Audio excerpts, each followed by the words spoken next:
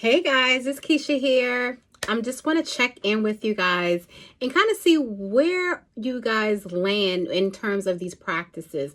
I know sometimes, running a practice is not necessarily the easiest thing, but it is something that is completely possible when we actually give it our all. And as I always say, be yourself and live authentically and also work authentically.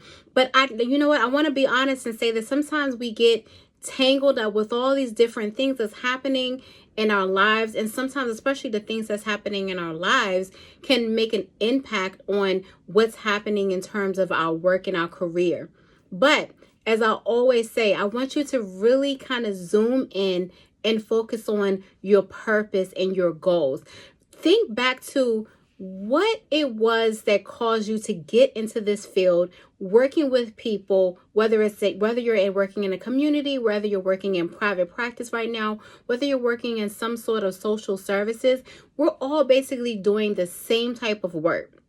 But in addition to that, we all have our internal goals and those things that kind of drive us and push us to do the things that we know that we were born and that we were put on this earth to do.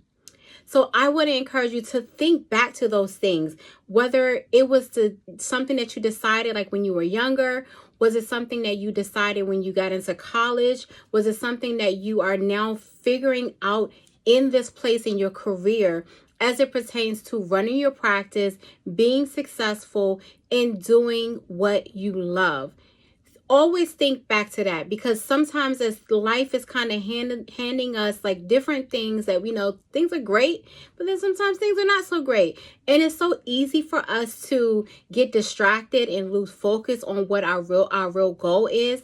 But I want to encourage you guys today to go back and think about those things. If you wrote in your journal about things that you wanted to do, if you wanted to run a practice and you knew that this practice would look this certain way, or you would serve these type of people, or these were the goals or the missions or the visions that you have for your purpose, for your practice, for the services that you would provide as a therapist, go back and look at those things and allow that to be something that encourages you and moves you to get back on track, okay?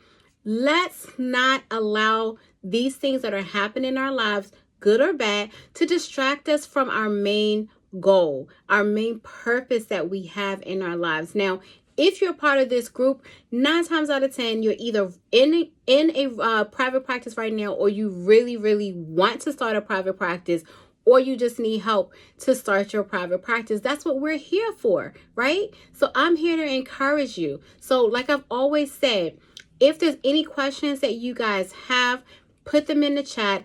Send me a personal message so we can get these things started. Let's stop with the excuses. Let's move forward and let's really reignite those passions that we had in the past so that we could do the work that we were born to do. All right. So I'll talk to you guys later. Be encouraged and live and work authentically. Take care.